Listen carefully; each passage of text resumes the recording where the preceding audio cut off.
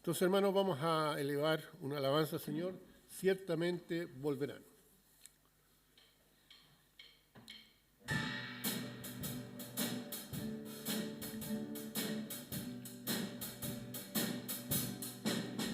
Ciertamente volverán los redimidos de Jehová. Volverá nación cantando, y gozo perpetuo habrá sobre sus cabezas. Ciertamente volverán los redimidos de Jehová. Volverá nación cantando, y gozo perpetuo habrá sobre sus cabezas. Tendrán gozo y alegría, y el dolor y el gemido huirán. Ciertamente volverán los redimidos de Jehová. Volverá nación cantando, y gozo perpetuo habrá sobre sus cabezas. Y gozo perpetuo habrá sobre sus cabezas. Amén. Ese gozo que no depende de las circunstancias. La Biblia nos dice justamente eso. Estad siempre gozosos, no solamente cuando nos va bien, sino que sobre todo cuando hay dificultades, cuando hay pruebas, cuando estamos enfrentando tribulaciones, no olvidarnos que Él es nuestra roca fuerte, ¿ya? Y uno más, un himno que vamos a cantar antes de la prédica, que es, por favor, el que habita al abrigo de Dios. Les voy a pedir que se pongan de pie.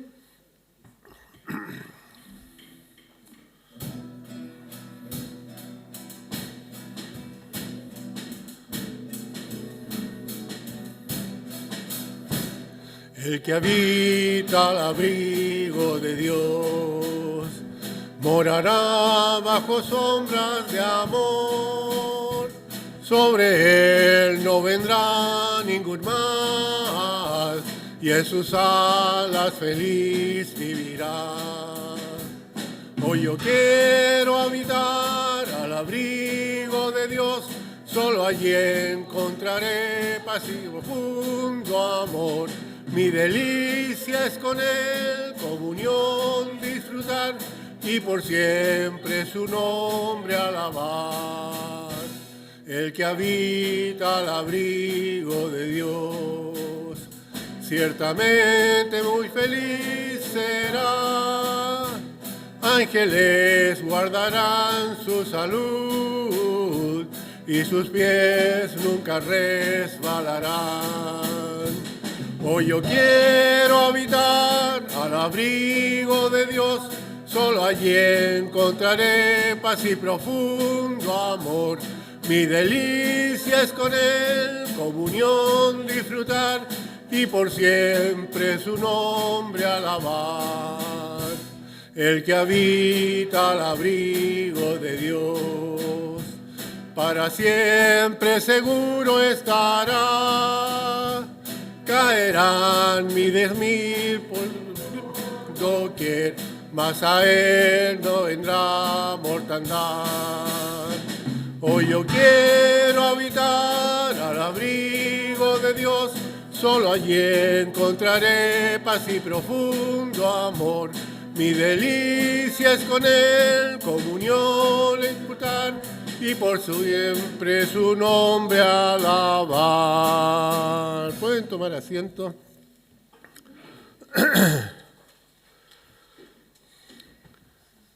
Muchas gracias, hermanos.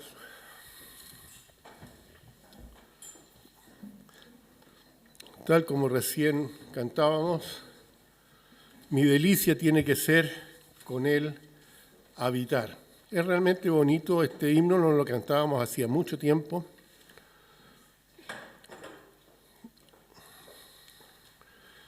La primera estrofa dice: el que habita al abrigo de Dios morará bajo sombras de amor. Sobre él no vendrá ningún mal, Dice, y en sus alas feliz vivirá. Es realmente hermoso y tiene mucho que ver con lo que recién estábamos conversando, de que el Señor nunca nos ha prometido que la vida cristiana va a ser una vida sin dificultades. En ninguna parte de la Biblia ustedes van a encontrar eso. Pero sí el Señor nos promete estar siempre con nosotros, ¿ya? Y siempre con la iglesia. Dice, aquí yo estoy con ustedes todos los días hasta el fin del mundo. Ya el Señor no nos va a dejar, somos nosotros los que muchas veces nos alejamos de su presencia. El tema de hoy justamente habla acerca de eso. ¿Cómo encontrar el gozo?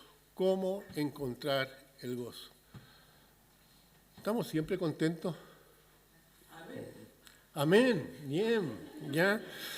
Pero yo no podría decir amén, porque yo de repente escucho las noticias, escucho internet y uno dice, bueno, ¿cuándo vienes, Señor? ¿Ya? ¿Cuándo vienes, Señor? Uno ve la injusticia, uno ve la maldad, uno ve todo lo que el hombre es en realidad y uno dice, Señor, ¿a qué grado hemos llegado? ¿Ya? Pero tal como veíamos en la lectura de Nehemías, nos dice que no debemos llorar, no debemos afligirnos, ¿ya? Sino que debemos aprender a disfrutar. El texto de hoy se encuentra en el Salmo 16:11, que dice, me haces conocer el camino de la vida, en tu presencia hay plenitud de gozo, a tu diestra están los deleites para siempre. ¿Ya? Entonces vamos a tener un momento de oración. Padre Santo, nuevamente vamos a usted, Señor, agradeciéndole su presencia en medio nuestro. Qué hermoso saber que tenemos un Dios omnipresente, omnisciente, un Dios todopoderoso, que así como estamos declarando su presencia en este lugar, usted está en todas partes, sobre todo donde se está invocando su nombre. Pedimos su bendición para todas las iglesias que están predicando fielmente su palabra y que también, Señor, sus bendiciones estén sobre nosotros y sobre quienes vayan a escuchar este mensaje. Lo pedimos, Padre Celestial, en el nombre de su Hijo Jesucristo. Amén. Lo repito, el Salmo 16:11. Me haces conocer el camino de la vida, en tu presencia hay plenitud de gozo, a tu diestra están los deleites para siempre. Tal como aparece ahí, esta es otra versión, la Reina Valera del 60 dice, me mostrarás la senda de la vida, en tu presencia hay plenitud de gozo, delicias a tu diestra para siempre. ¿Ya?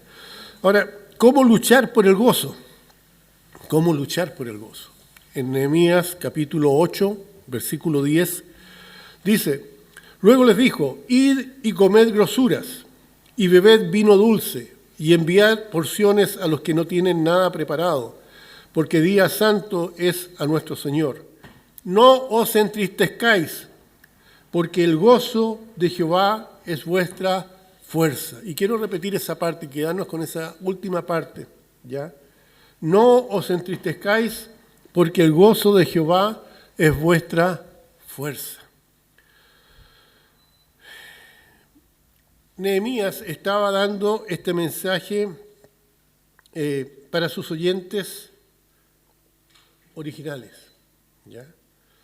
Una de las peculiaridades de lo que había pasado era su deportación a Babilonia, el haber estado tantos años allá. Y ellos estaban volviendo, habían enfrentado calamidades, habían enfrentado sufrimiento, habían enfrentado pruebas de su fe, ¿ya?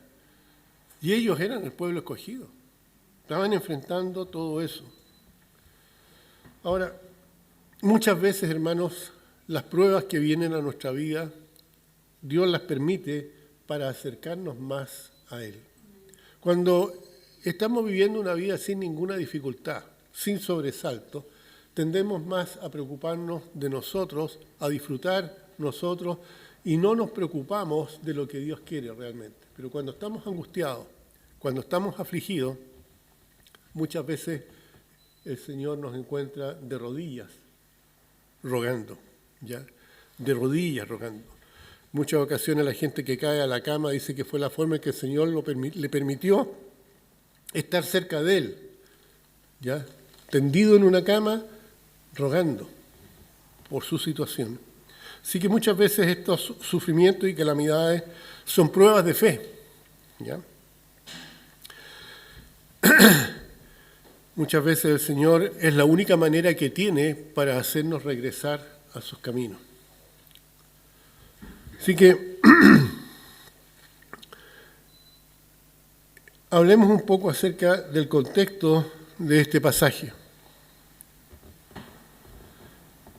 Nehemías le habla a aquellos que nacieron principalmente en el cautiverio, aquellos que nacieron durante el exilio.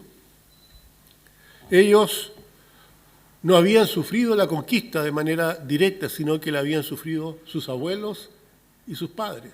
Ellos nacieron ya en cautiverio. Ahora, ya en Jerusalén estaban dispuestos a comenzar a celebrar, quizás por primera vez, la fiesta de los tabernáculos. Entonces, Esdras, que era el sacerdote y a la vez era un escriba, tomó la palabra de Dios, dice la Biblia, y desde una plataforma la leyó. Los levitas, entre tanto, se habían mezclado entre el pueblo para hacer dos cosas: traducir del hebreo al arameo lo que se estaba diciendo, porque al nacer estos en Babilonia no sabían el hebreo. Así que hubo gente que estaba traduciéndoles lo que el levita Esdras estaba leyendo.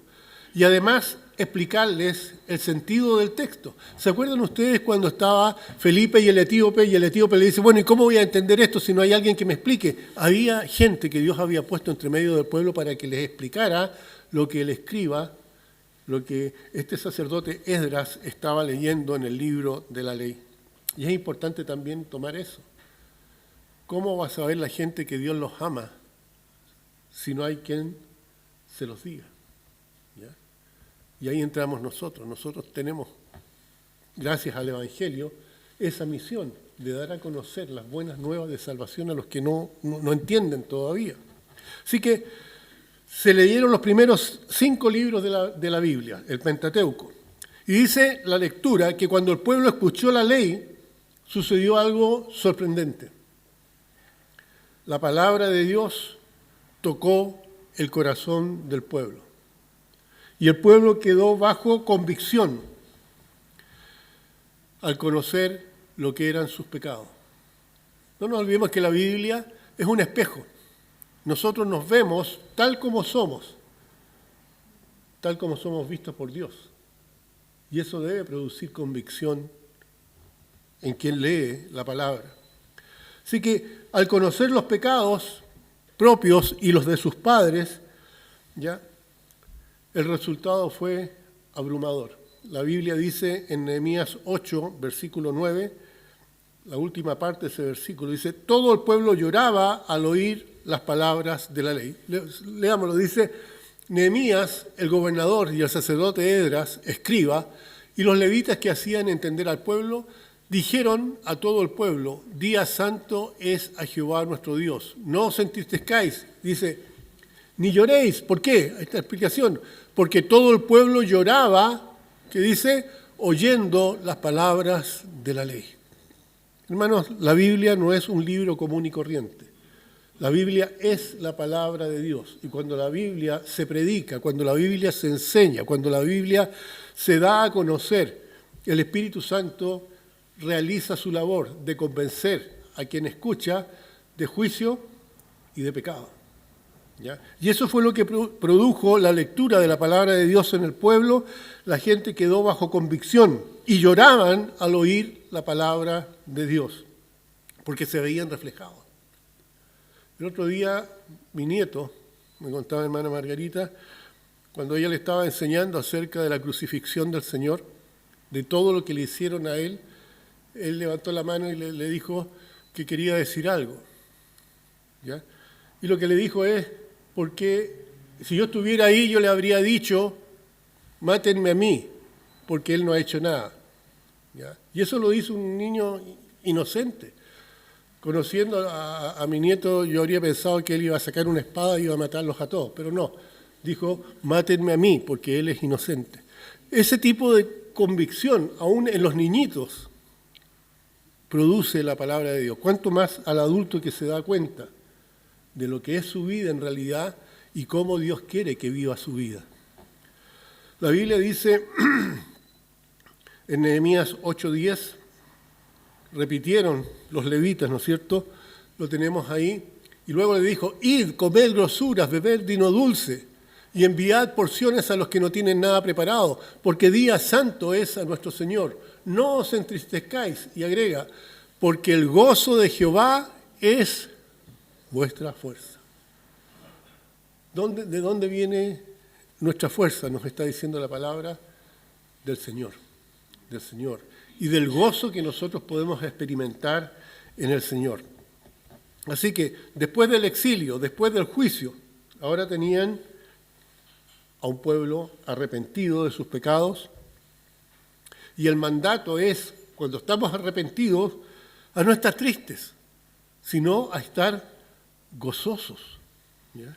Gozosos en la seguridad de haber sido perdonados. Y eso lo tenemos que entender también.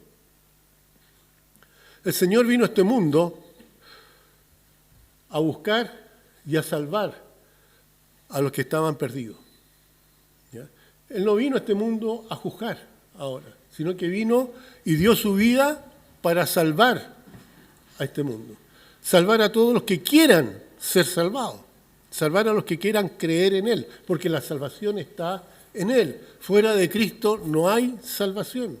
Y esta es la salvación, ¿no es cierto? Que Él perdona nuestros pecados, ¿ya? Y nos da un lugar con Él en el cielo. Y tenemos la seguridad de que Él nos perdona. Tenemos esa seguridad. Si confesamos nuestros pecados, dice la Biblia, Él es fiel y justo para perdonar nuestros pecados y limpiarnos de toda maldad. Ahí está el gozo. No hay un gozo más grande que el saber que uno ha sido perdonado. Ese peso que se tiene antes del perdón agobia, entristece. Pero en el momento en que uno reconoce el pecado, el momento en que uno se arrepiente del pecado, el momento en que uno pide perdón y recibe ese perdón, es un gozo que incluso en el cielo se ve reflejado. Porque hay gozo en el cielo cuando un pecador se arrepiente, dice la palabra.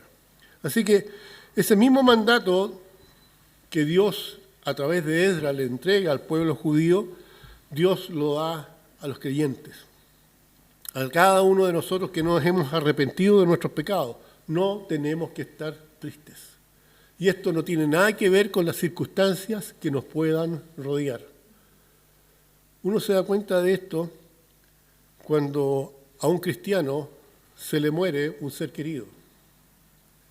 Hay pena, hay tristeza, ¿ya? Pero es momentánea. El Señor sabe dar la paz. Y en esa paz nosotros podemos estar gozosos en medio de la tormenta, gozosos en medio de la tribulación. ¿Ya? Un gozo que nos permite vivir cada día con esperanza. ¿Ya? No lo que le pasa al pastor, ¿no es cierto?, que se pone triste al ver lo que está pasando en el mundo. Hermanos, la Biblia dice que el mundo pasa y sus deseos, ¿no es cierto? Pero los que confiamos en el Señor vamos a permanecer para siempre. Así que el gozo de la salvación, y ese gozo muchas veces nosotros podemos perderlo al pecar. Porque cuando nosotros, siendo cristianos, pecamos, el Espíritu Santo produce en nosotros convicción de que no estamos haciendo las cosas bien.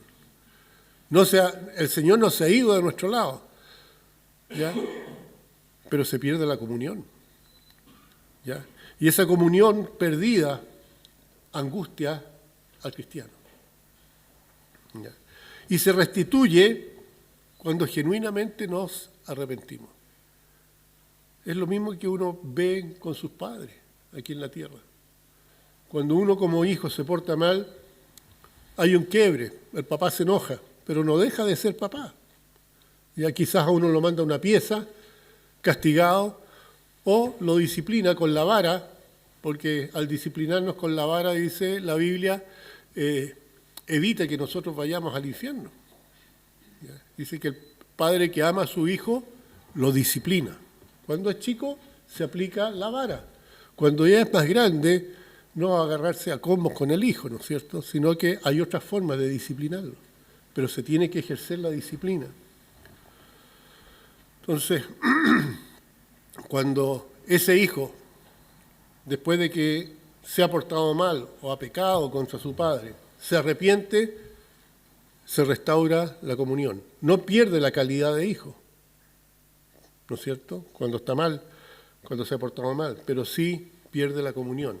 Y el arrepentimiento, y al pedir perdón, restaura esa comunión a aquellos que son de la familia, en este caso de la familia de Dios. Así que mi intención justamente es convencerlos de que el gozo que se produce en nosotros por haber sido perdonados por el Señor nos da la fuerza para enfrentar un mundo tan caótico como el que estamos enfrentando. ¿Ya? Y no solamente tiene que ser la fuerza, sino que el refugio para vivir cada día nuestra vida. Cuando las cosas van tan mal, uno quisiera hacerse un chanchito de tierra, ¿no es cierto?, esconderse. Pero qué mejor que esconderse bajo las alas del Señor. Ahí está el lugar donde nosotros podemos mantener ya la fuerza. Así que, en primer lugar, vamos a ver que hay necesidad de llorar por nuestros pecados. ¿Ya? Como el pueblo de Dios, cuando leen la ley, se la traducen para que entiendan, ¿ya? El pueblo se desgarra, reconoce que han pecado, se arrepienten y lloran. Ese fue un día especial, porque celebraban una fiesta importante, que era la fiesta de los tabernáculos. Esta fiesta viene del momento en que los judíos salen de Egipto y comienzan a morar en tiendas en la tierra prometida. ¿Ya? O más bien dicho, en el desierto, mientras van a la tierra prometida. Eso recordaba la fiesta de los tabernáculos. Ellos, durante todo su peregrinaje, vivieron en tiendas. El sentido de esta celebración era de que, a pesar de que nada había en su entorno, Dios proveyó y Dios los protegió y Dios los guió durante todo ese tiempo. Durante el día había una nube que estaba sobre ellos y en la noche una columna de fuego.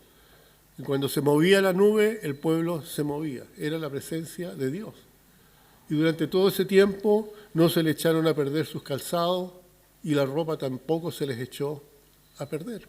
Y Dios proveyó manada del cielo y agua de la roca. Entonces el Señor siempre estuvo con ellos a pesar de ir peregrinando por el desierto. Nosotros estamos peregrinando también en un desierto, en cierto sentido, en esta tierra. Porque ya hemos visto, no somos de aquí, nuestra nacionalidad es, nuestra patria, nuestra nación está en el cielo. Aquí estamos de paso, como si estuviéramos en un desierto, como le pasó a los judíos. Ahora, cuando ellos escucharon las maldiciones de la ley por causa del pecado, entendieron que Dios fue justo sobre ellos. Muchas veces uno dice, bueno, ¿y por qué me está pasando esto? ¿Por qué me están viniendo todas estas cosas? ¿Para qué es este sufrimiento? Como le decía recién, es para acercarnos al Señor. Es un llamado de atención. ¿Ya? El Señor dice en su palabra que sus hijos tienen que temerlo. ¿Qué pasa cuando se pierde el temor? ¿Qué pasa cuando se pierde el respeto? Se matan 3 carabineros, ¿no es cierto? ya no hay respeto. No hay respeto por la vida, no hay respeto por nada. Cuando el Señor dice que debemos temerlo a Él, está hablando del respeto que nosotros debemos mostrarle a Él. Y cuando un cristiano vive una vida disipada, el Señor le va a llamar la atención. ¿Ya? La Biblia dice que si no nos llama la atención, si no nos disciplina, entonces no somos hijos. Si no nos llama la Biblia bastardo. Así es. Porque un padre al que ama, disciplina. Y nos disciplina para que aprendamos a tener temor de Dios. En este caso, la culpa del pecado golpeó los corazones del pueblo de Israel. Comenzaron a llorar con contrición de espíritu. La Biblia dice que un corazón contrito y humillado, Dios no lo desprecia. No lo desprecia. Por eso la Biblia dice que Dios ama al humilde y desprecia al soberbio. Una persona que no quiere entender que está procediendo mal es una persona soberbia. Así que el pueblo se sintió indigno, con genuino arrepentimiento. Y comprendieron que merecían ese juicio como nación, porque habían pecado contra un Dios santo.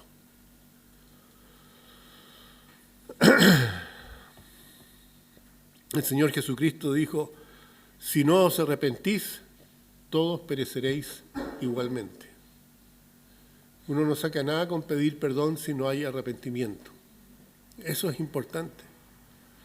Juan el Bautista predicaba justamente eso, el arrepentimiento. Perdón sin arrepentimiento no es perdón. No hay perdón sin arrepentimiento. Pero el pueblo se arrepintió, lloró, reconoció que lo que les estaba pasando era por culpa de sus pecados. Esto mismo pasó el día de Pentecostés, ¿ya? Cuando Pedro pronuncia su primer sermón. En Hechos capítulo 2, versículo 37 dice, al oír esto, ¿qué cosa? El sermón, la palabra de Dios que estaba predicando Pedro. Al oír esto, compungidos de corazón, dijeron a Pedro y a los demás apóstoles, hermanos, ¿qué haremos? ¿Qué haremos? Cuando se predica la palabra de Dios, el Espíritu Santo obra en los corazones, tanto en el creyente como en el incrédulo. En Juan capítulo 16, versículo 8 dice, y cuando Él venga, refiriéndose al Espíritu Santo. ¿Cuándo vino el Espíritu Santo? Después de que el Señor ascendió al cielo, ¿no es cierto? Y cuando Él venga, convencerá al mundo ¿de qué? De pecado, de justicia y de juicio. Esa es la labor del Espíritu Santo. ¿Y cuándo obra el Espíritu Santo? Obra en conjunto con la palabra. Se predica la palabra y el Espíritu Santo ocupa la palabra y actúa en cada corazón de manera diferente. Porque Dios conoce el corazón de cada uno de nosotros y sabe en qué parte necesita actuar la voz del Espíritu Santo. Así que parte del ministerio del Espíritu Santo sobre el creyente es producir en nosotros arrepentimiento, incluso llegar a las lágrimas, convencernos de que somos pecadores, para que una vez que lo reconozcamos nuestra indignidad frente a un Dios santo, busquemos en Él consuelo. ¿Ya? Así que dos obras importantes del ministerio del Espíritu Santo en los creyentes es la convicción de pecado y después la consolación. ¿Ya? Por eso que después el Señor nos dice que debemos estar siempre gozosos. ¿Ya? Y saben, muchas veces nosotros cantamos un corito, o lo cantábamos con los niños, el gozo del Señor mi fortaleza es. ¿Se acuerdan de ese corito? ¿Ya? Es una de las evidencias más claras de que una persona está llena del Espíritu Santo, ¿ya? Es que vive una vida bajo la convicción de pecado, en el sentido de saber que no debe pecar, ¿ya? Y con el gozo de su salvación, con una vida dedicada al Señor. Y esto no se trata de que uno se va a estar golpeando el pecho todo el tiempo, sino que vivir una vida normal, pero sabiendo los límites que el Señor nos pone, ¿ya? Ahora, este ministerio de convicción que produce la palabra y obra el Espíritu Santo a través de ella es un medio para que nosotros no nos apartemos de Dios, pero sí que nos apartemos del pecado. Que nos apartemos del pecado, ¿ya? Y estar siempre en comunión con Dios para gozar de su presencia. Dios quiere tu alegría, Dios quiere mi alegría, ¿ya? Y eso se produce siempre después de que pedimos perdón, cuando nos hemos apartado, ¿ya? Lo segundo es la necesidad de tener gozo en el Señor, ¿ya? En Nehemías 8, del 10 al 12, dice: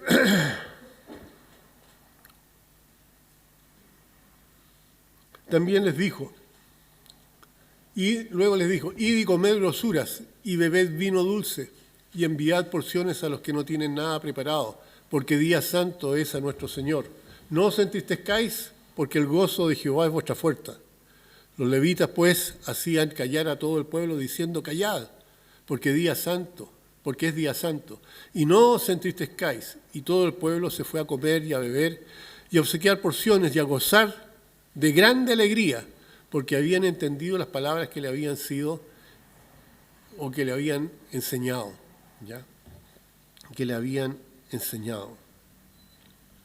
Dios enseñó en ese día que el gozo por ser hijos de Dios está unido a la comunidad, al pacto, ¿ya? Que es un pacto que protege del juicio venidero, ¿ya? Un pacto que protege contra el juicio que va a venir en contra de los que no son hijos de Dios. La Biblia nos dice que no hay condenación para los que están en Cristo Jesús. Eso es lo que nos dice la Biblia. Y eso tiene que producirnos gozo, ¿ya? Es un gozo que nos tiene que alentar en el momento de la prueba, en el momento de la angustia, en el momento de la desesperación. Saber que no importa lo que pase, nosotros vamos a la presencia del Señor, ¿ya? Este gozo de la salvación tenía que fortalecer a los judíos cada día.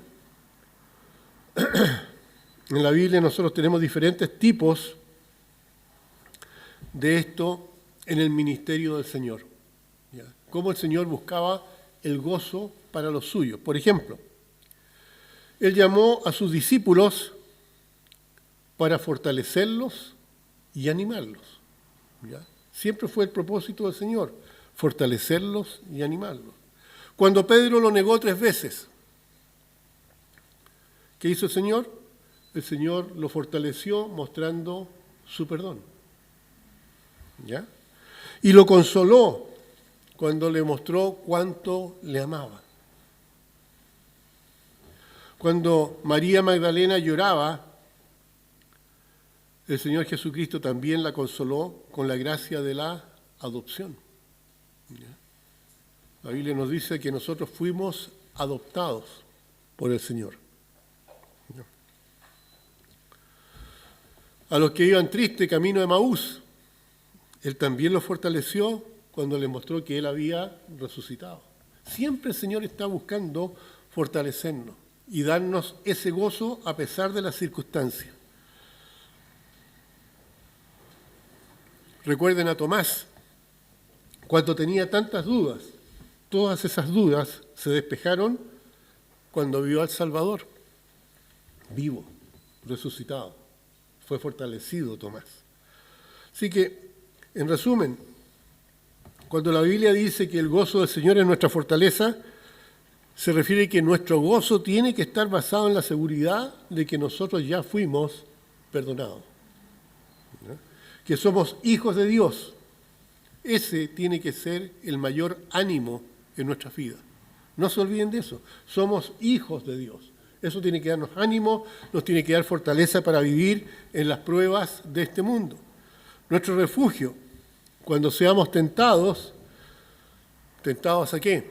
A dudar en tiempos de angustia. No olvidemos, somos hijos de Él.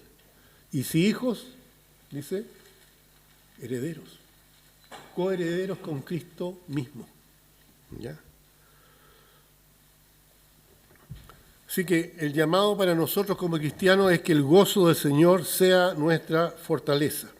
No sabemos qué va a suceder este año. No tenemos idea del futuro porque no nos corresponde tener ningún atisbo de lo que puede estar preparándonos ese futuro. Pero sí podemos estar seguros que a causa del pecado y de las pruebas de fe, vamos a ser tentados a dudar de Dios. Vamos a estar tentados a alejarnos de Dios. Porque a veces le echamos la culpa a Él por las cosas que suceden. Y no, muchas de las cosas que suceden son culpa del pecado del hombre. No es culpa de Dios. Y estamos aquí. El Señor pidió, no te pido que los quites del mundo, sino que los guardes del mal. Eso fue la oración del Señor en Juan capítulo 17. Así que en estos momentos, o en esos momentos cuando vengan, debemos aprender a fortalecernos en el gozo del Señor. ¿Ya? Ahora, ¿cómo fortalecernos en ese gozo? En primer lugar, refúgiate en la verdad. Debemos aprender a refugiarnos en la verdad. Verdad de que somos amados por Dios, la verdad de que hemos sido perdonados por Dios, y cuando le fallemos, recordemos que Él de todas maneras nos ama. De todas maneras nos ama. ¿Ya? Y podemos restaurar nuestra comunión confesando nuestros pecados. Si alguno hubiere pecado, dice en 1 de Juan, abogado tenemos para con el Padre a Jesucristo, el justo. Y si confesamos nuestros pecados, Él es fiel y justo para perdonar nuestros pecados y limpiarnos de toda maldad. Restaurar así la comunión. Si en algún momento dudamos del amor de Dios, es cosa de mirar la cruz de Cristo y darnos cuenta de cuánto nos ama Él, porque Él murió por amor a nosotros. ¿Ya? Así que tenemos que estar caminando seguros de nuestra identidad como cristianos, hermanos.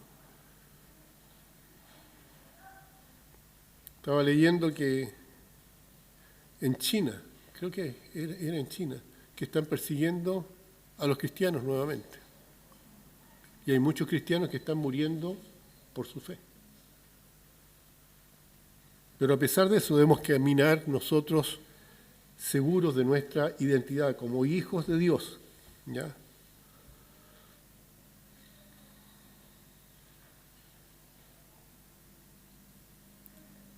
No necesitamos nosotros buscar saber cuánto nos ama Dios,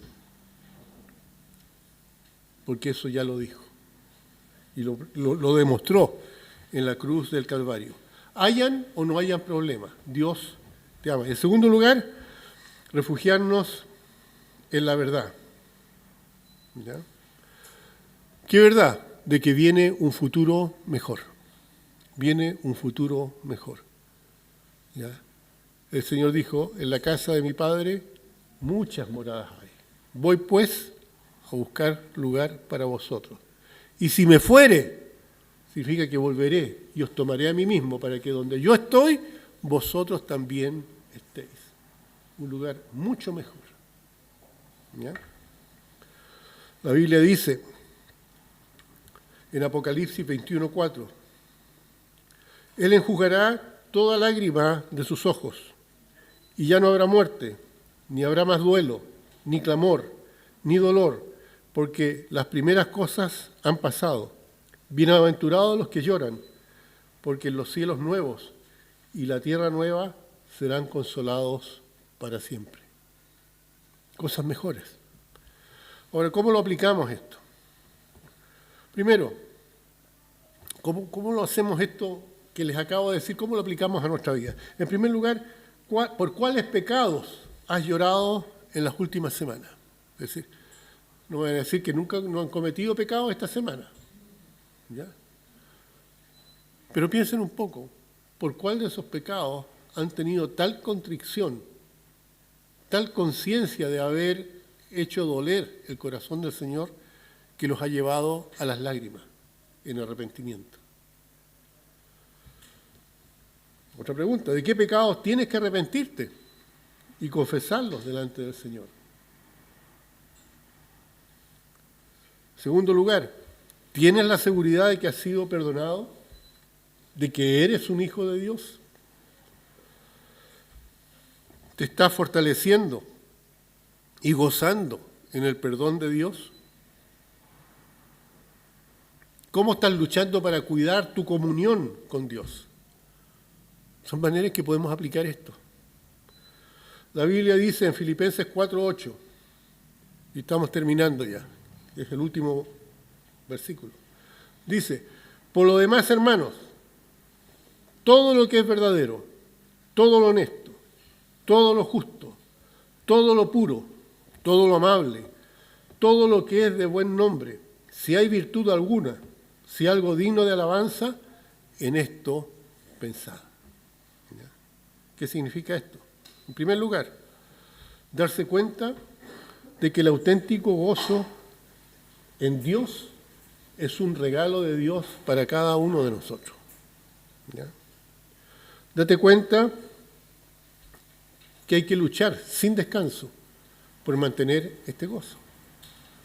El gozo se pierde cuando pecamos. Llevar una vida recta delante de Dios no es fácil, pero depende de nosotros. ¿A quién priorizamos en nuestra vida?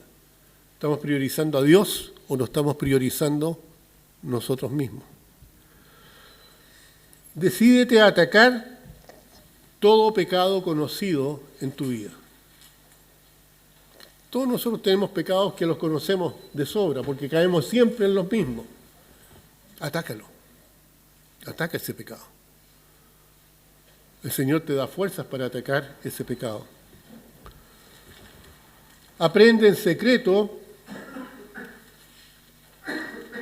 de la culpa valiente. Es decir, cómo luchar como un pecador que ha sido justificado. La Biblia dice que somos más que vencedores. ¿Con respecto a qué somos más que vencedores? Al pecado. Dice que si nosotros pecamos por con nuestros propios deseos, nuestra propia concupiscencia. Porque Dios no tienta a nadie. ¿Ya? De manera que debemos luchar como pecadores justificados para mantenernos en comunión con Dios. Date cuenta que la batalla es principalmente una lucha para ver a Dios tal como Él es. Debemos meditar en la palabra de Dios día y noche. ¿Ya? Debemos orar ferviente y continuamente para que el corazón tenga los ojos abiertos y una inclinación hacia Dios. ¿Qué dice el Salmo 119 en uno de sus versículos? Lámpara es, ¿ya? Lámpara es a mi camino tu palabra.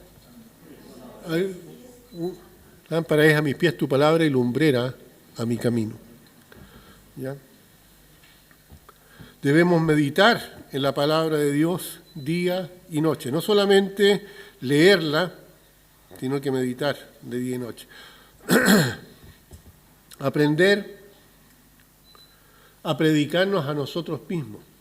Somos muy dados a predicarles a otros, pero en primer lugar, prediquémonos a nosotros mismos, ¿ya? En lugar de escucharnos solo a nosotros mismos. Porque muchas veces nosotros nos gusta escucharnos. Debemos aprender a escuchar a otros, ¿ya? Y a predicarnos a nosotros mismos. Pasa tiempo con personas saturadas de Dios que te ayuden a ver a Dios y a pelear la batalla. Por eso es que tenemos que congregarnos, no dejar de congregarnos, porque nos necesitamos unos a otros, ¿ya? Que nos ayuden los hermanos a pelear las batallas.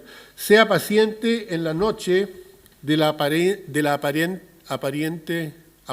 ausencia de Dios. ¿Ya? Sé paciente. Dios está ahí, aunque parezca que no está. Él siempre está ahí. ¿Se acuerdan de ese ejemplo de las huellas en la arena? Que se ven, ¿no es cierto?, 2 pares de huellas. Cuando iba con el Señor y de repente se ve una sola y le reclama a la persona, le dice, bueno, ¿y dónde estabas tú cuando iba pasando por este momento? Y él le dice, era yo quien te llevaba cargando. ¿Ya? Así que hay que ser pacientes cuando pensemos que Dios no está presente. Obtén el descanso, el ejercicio y la dieta adecuada para la cual tu cuerpo fue diseñado por Dios. Volvernos locos trabajando echa a perder el cuerpo. No trabajar echa a perder el cuerpo. Comer mucho echa a perder el cuerpo. Comer poco echa a perder el cuerpo. Tenemos que mantener el descanso, el ejercicio y la dieta adecuada para que nuestro cuerpo funcione como Dios lo diseñó. Tenemos que hacer el uso adecuado de la revelación de Dios en la naturaleza. Cuando hablemos con alguien, tenemos toda una naturaleza creada por Dios. Y la Biblia dice que esa naturaleza habla de Dios. Tenemos que aprovecharla.